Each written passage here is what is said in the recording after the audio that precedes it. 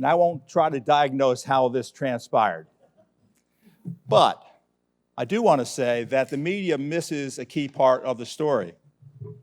They don't always capture what's most positive and inspiring about our world, and especially about the courageous people in government and the private sector who are changing the world for the better. When people decide that it's simply hopeless to change, that nobody in our large institutions and our leaders of our larger institutions are going to ever do the right thing, I worry.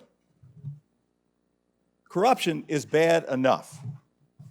Add cynicism on top of that corruption, and then we have a real problem.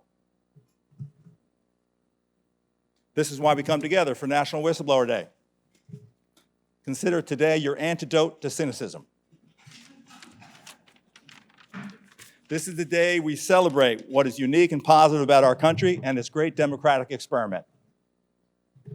Today we get inspired by the stories of courageous and deeply ethical people. Our country is unique because our founders had the wisdom to create a legal system based on a powerful concept, individual liberty. There are two core protections of our freedoms that I think are especially important and give me the greatest hope for our democracy. First, there are the freedoms you hear most about: freedom of speech, freedom of the press. Our Constitution protects people's right to express their views regardless of how uncomfortable it makes those in power. And that's what I call keep your hands off the whistleblowers policy. And that is a great injunction. But it doesn't go far enough. One thing, as you all well know, First Amendment only protects against government infringement of speech. It doesn't affect the private sector. Also, it's only a prohibition. It doesn't create any positive incentives. Well, what makes our legal system truly unique is its policy of active encouragement of those who would expose wrongdoing. This encouragement is found in a series of laws known as our whistleblower laws. They're found at the federal, state, and local levels. And as we hear later from National Whistleblower Center's board chairman, Steve Cohn, just like the First Amendment, this body of law also originates with our nation's founders. In fact, started today's date, 1778. Even before the First Amendment was sent to the states for ratification. Whistleblower laws encourage free speech in two ways. First, virtually all whistleblower laws ensure that whistleblowers are compensated if they face retaliation for speaking up and suffer. The best of these laws also reward whistleblowers who help bring wrongdoers to justice by giving them a share of the government's financial recovery.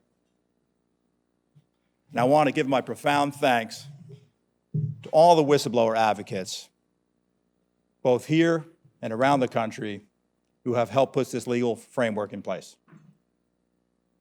We have much to be grateful for. Of course, there are plenty of examples, I'm sure you're all thinking of them right now, where these laws have let us down a little bit. They didn't go far enough. Loopholes surface. Implementation failures happen all the time. And that's why we need our friends in Congress and the federal agencies to be vigilant. So we come together today to honor our champions in Congress and the federal agencies. Just as much as the independent judiciary, it's the legislators and the executive branch officials who are the ultimate defenders of our individual liberties. And we need to remind them of that. Guess what? With their help, we've already achieved a great victory this year. Earlier this month, the Taxpayer First Act was signed into law.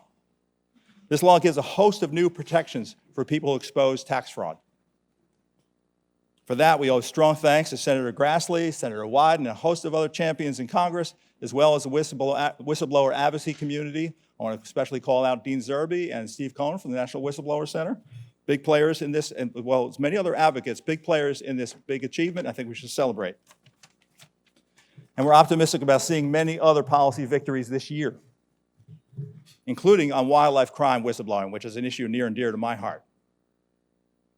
Please go to the Whistleblower Center's website, sign up for our email list, get informed, and more importantly, get involved.